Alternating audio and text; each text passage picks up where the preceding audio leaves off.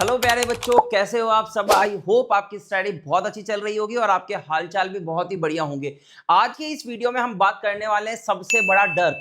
लोग कहते हैं कि 90% बनाना तो अब 9th और 10th में बहुत ही हलवा हो चुका है। तो आज हम आपको ये बताने वाले हैं कि 95+ % आप कैसे बना सकते हैं 9th और 10th में, और साथ ही साथ में 95% जो है वो मैथ के अंदर मार्क्स कैसे लाए जा सकते हैं। क्योंकि मैं मैथ का टीचर हूं तो मैथ के बारे में बताऊंगा बहुत ही अच्छे से, है ना।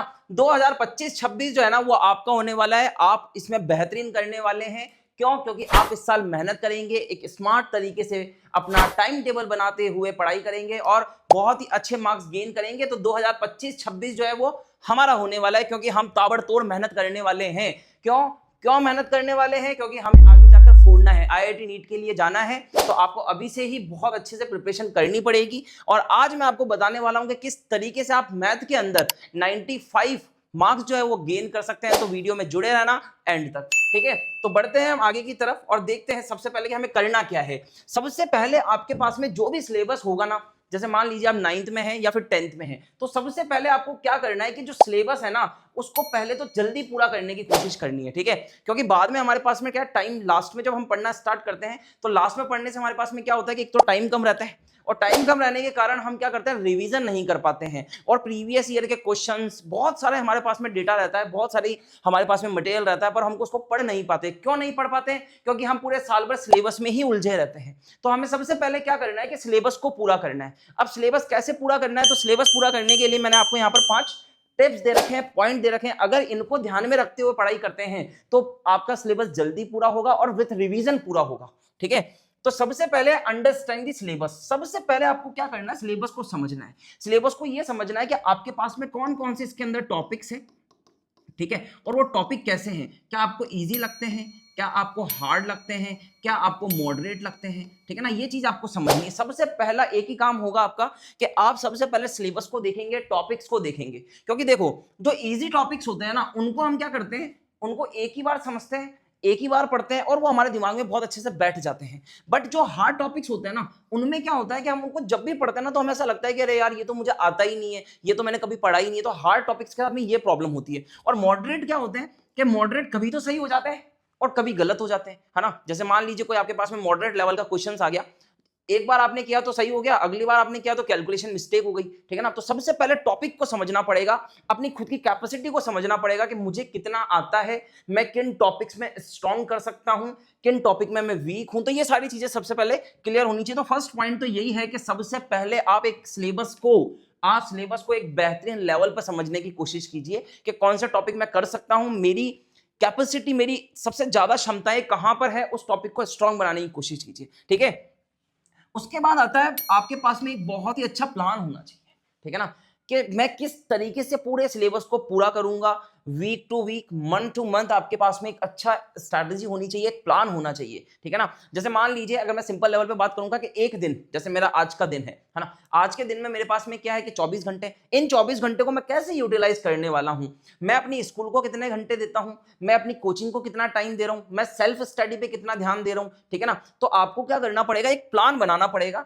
प्लान बनाने से बहुत चीजें सॉल्व हो जाती है, बहुत चीजें आसान हो जाती है। क्योंकि हम मान लीजिए हमने 2 घंटे निकाल दिए, हमने निकाल दिए कि इस 2 घंटे में सेल्फ स्टडी करूंगा ही करूंगा। और यकीन मानिए अगर आप 10 महीने जो आपके पास में होते हैं उसमें 2 घंटे रोज पढ़ते हैं ना, तो सिलेबस को आप करीबन 4 से 5 बार रिवाइज कर सकते हैं, ठीक है ना। सच कह रहा हूं, ये बात यकीन मानिए इस बात का, ठीक है ना। पर ये प्रॉपर होगा जब आप एक टाइम टेबल, एक शेड्यूल के साथ में चलेंगे। आ गई बात समझ में। उसके बाद में आता है कि जब आपने शेड्यूल समझ लिया, आपने सिलेबस समझ लिया, आपने अपना टाइम टेबल बना लिया, अब क्या करना है कि जो भी आप टॉपिक पढ़ते हैं ना, जो भी चैप्टर आप पढ़ते हैं उसको स्मॉलर पार्ट में कन्वर्ट करना है। स्मॉलर पार्ट में कन्वर्ट करना है कैसे? जैसे मान लीजिए कि मैथ के अंदर जो मैं है पॉलिनोमियल पढ़ता हूं। कौन सा टॉपिक पढ़ता हूं? पॉलिनोमियल्स पढ़ता हूं। तो पॉलिनोमियल के 2 कंसेप्ट है। कितने कंसेप्ट है? 2 कंसेप्ट है। इन दोनों कंसेप्ट के लिए मैंने क्या किया है, अपना डे डिसाइड कर लिया। मैंने बोला कि आज के दिन मैं केवल और केवल फर्स्ट कंसेप्ट पढ़ूंगा, उसके क्वेश्चन लगाऊंगा, और अगले दिन मैं क्या करूंगा कि सेकंड कंसेप्ट पढ़ के इसका पूरा रिवीजन कर लूंगा। समझ में आई बात? तो आपका ये चैप्टर जो रहेगा ना पॉलिनोमियल, ये तैयार हो जाएगा। और ये कब तैयार होगा? जब आप अपने बड़े गोल को, या फिर यूं कहें कि एक चैप्टर को आपने 2-3 पार्ट में डिवाइड कर दिया। है ना। अभी एक बच्चा था मेरे पास में, वो कहता है कि सर मैं इस चैप्टर को, जैसे एक चैप्टर था लीनियर इक्वेशन, आपका 3rd चैप्टर है, तो उसको मैं कैसे डिवाइड करूं सर, मैं किस पार्ट में पढ़ूं। तो मैंने उसे कहा कि सबसे पहले तो तू कंसेप्ट समझ, कंसेप्ट समझने के बाद में तू एक्सरसाइज पे फोकस कर। एक्सरसाइज जब पूरी हो जाती है तो एक रिवीजन जब करोगे तो विद एग्जांपल उठा लो, तो इस तरीके से पूरा चैप्टर हो जाएगा और कॉन्फिडेंस आ जाता है। तो एक अच्छा सा टेस्ट लगा दो, छोटा सा एक चैप्टर का टेस्ट उठा लो और उसके चुपचाप से बैठ के क्वेश्चन कर जाओ, आपका चैप्टर पूरा मजबूत हो जाएगा और सीधा एग्जाम टाइम में उठाओगे ना तो भी काम चल जाएगा, ठीक है ना। तो ये चीज बहुत मैटर करती है, ये हमें छोटी लगती है, इस पर हम बहुत फोकस नहीं करते, पर अगर इसको अपनाते हैं ना तो बहुत ही सारी चीजें आसान हो जाएगी, ठीक है ना। उसके बाद में give more time to different difficult topics. अब जैसे मैंने आपको बताया ना कि सिलेबस में आपको जो टॉपिक हार्ड लगते हैं, है ना, सिलेबस ऐसा तो है नहीं कि पूरा सिलेबस आपको इजी लगेगा, कुछ टॉपिक हार्ड भी लगेंगे। तो उन हार्ड टॉपिक्स के लिए क्या करना है कि आपको मोर टाइम देना है, ज्यादा टाइम देना है, ठीक है ना। ऐसा कोई जरूरी नहीं है कि आप एक दिन में एक चैप्टर पूरा करें, आप एक हफ्ते में भी अगर एक चैप्टर पूरा करते हैं ना एक एक सब्जेक्ट का, तो भी आप बहुत जल्दी सिलेबस को पूरा कर जाएंगे। आ रही मेरी बात समझ में। तो अगर आपको कोई टॉपिक मुश्किल लगता है, जैसे ट्रिग्नोमेट्री से बहुत बच्चे डरते हैं, बाद में ट्रिग्नोमेट्री आसान लगने लगती है, पर ट्रिग्नोमेट्री में शुरुआत में बहुत डरते हैं। एप्लीकेशन ट्रिग्नोमेट्री उसी का ही एक पार्ट है जो अगला चैप्टर आपका बनता है, उसमें भी बच्चे बहुत अटकते हैं, कैलकुलेशन मिस्टेक बहुत ज्यादा होती है। तो वो टॉपिक कैसे है, डिफिकल्ट टॉपिक्स है बच्चों के अकॉर्डिंग। तो डिफिकल्ट टॉपिक्स पे आपको क्या करना है, ज्यादा टाइम इन्वेस्ट करना है। भाई सीधी सी बात है, अगर कोई चीज हमको मुश्किल लग रही है तो हमें क्या करना होगा, उस पर ज्यादा टाइम इन्वेस्ट करना पड़ेगा ताकि वो चीजें आसान लगने लगे। आई बात समझ में। और उसके बाद में लास्ट टॉपिक जिसकी बहुत बात करते हैं हम, है ना, हर टीचर आपको यही कहेगा कि प्रैक्टिस प्रैक्टिस प्रैक्टिस, प्रैक्टिस पे ध्यान दो, है ना। पर प्रैक्टिस किसकी होती है, प्रैक्टिस उसकी होती है जो सिलेबस को समझता है, प्लान बनाते हुए अपने पूरे स्टडी रूल्स को फॉलो करता हुआ चलता है ना, उसके लिए प्रैक्टिस आसान होती है। अब जैसे मैं हूं, मैंने कभी कोई टॉपिक पढ़ा ही नहीं, कोई रिवीजन किया ही नहीं, कोई कंसेप्ट सीखे ही नहीं, और मैं बैठ जाऊं अगर प्रैक्टिस करने के लिए, तो क्या मैं प्रॉपर तरीके से प्रैक्टिस कर पाऊंगा, नहीं कर पाऊंगा, क्योंकि मैंने एनसीईआरटी ही नहीं पढ़ी।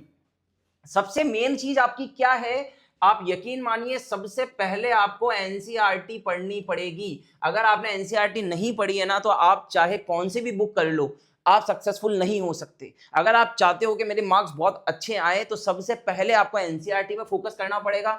उसके बाद में आप एक्स्ट्रा क्वेश्चन आरडी शर्मा, अग्रवाल, जो भी आपकी बुक्स हैं आपके पास में, वो आप पढ़ सकते हैं, पर सबसे पहले एनसीईआरटी पे फोकस करना और फिर प्रैक्टिस पे फोकस करना है। आ गई बात समझ में, ठीक है। तो आगे देखते हैं क्या है। सबसे पहले यहां पर मैंने लिखा है 1 डे 1 टॉपिक, और यही बहुत बेस्ट है, ठीक है ना। 1 डे 1 चैप्टर नहीं, 1 डे 1 चैप्टर नहीं, एक दिन में एक चैप्टर नहीं करना है, एक दिन में एक ही टॉपिक करना है, और उस टॉपिक के क्या लगा देने हैं, क्वेश्चंस लगा देना। अगर क्वेश्चन साथ में लगाते जाओगे ना तो चीजें आसान होगी। और देखो एक वीक में क्या करना है, एक चैप्टर पढ़ना है, बहुत आसान है। एक हफ्ते में अगर एक चैप्टर पढ़ते हो ना, मैथ का एक चैप्टर आपने एक हफ्ते में भी कंप्लीट किया है, तो भी बहुत बड़ी बात हो जाएगी। मैं तो कहता हूं एक हफ्ते से ज्यादा दिन ले लो, एक वीक लिखा है ना यहाँ पर, आप लगभग 7 से 9 दिन भी ले सकते हैं, ठीक है ना। 7 to 9 डेज भी अगर आप लेते हैं ना एक चैप्टर पूरा करने में, तो भी आप पीछे नहीं है, आप बहुत बच्चों से आगे होंगे, ठीक है ना। आगे बात समझ में। और लास्ट में मैं कहूंगा कि जैसे ही टॉपिक और चैप्टर प्रिपेयर हो जाता है, फिर से बात आती है प्रैक्टिस और रिवीजन की, क्योंकि यही गेम चेंजर होते हैं, ठीक है ना। प्रैक्टिस और रिवीजन गेम चेंजर है।